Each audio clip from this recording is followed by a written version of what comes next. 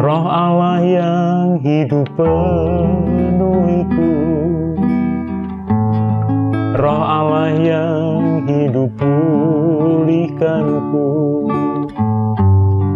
Turunlah urapan ke atasku, membangkitkan kuasa-Mu. Shalom Bapak Ibu yang dikasihi Tuhan. Hari ini kita akan merenungkan ayat firman Tuhan yang saya ambil dari Galatia pasal yang kelima, ayat yang ke-25. Demikian firman Tuhan.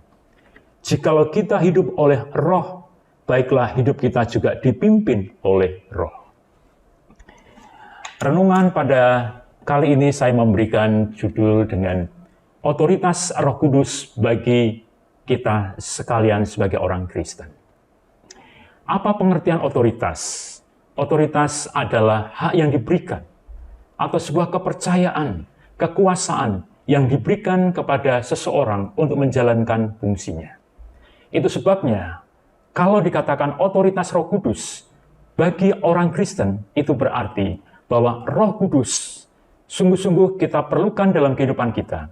Roh Kudus yang menguasai hidup kita, Roh Kudus yang memimpin dalam hidup kita, dengan tujuan supaya kita juga dapat melakukan hal-hal yang besar dalam kehidupan kekristenan kita.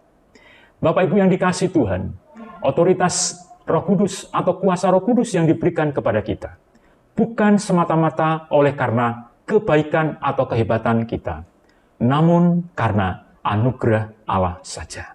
Itu sebabnya tidak ada sesuatu yang kita sombongkan.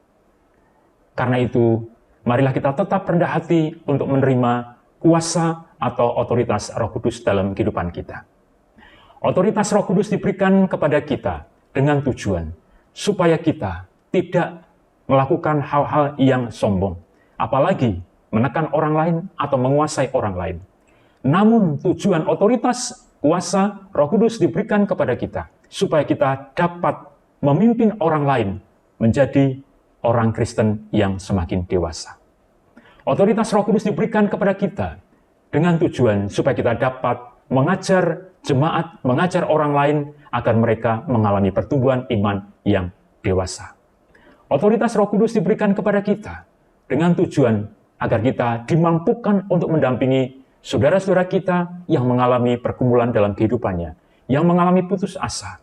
Dan justru sebaliknya, dengan kita memberikan pendampingan, mereka, jemaat Tuhan, berani menghadapi setiap masalah yang ada dalam kehidupan mereka. Dengan kata lain, otoritas Roh Kudus diberikan kepada kita supaya membangun iman kita sekalian. Supaya kita dapat mempermuliakan Tuhan kita, Yesus Kristus.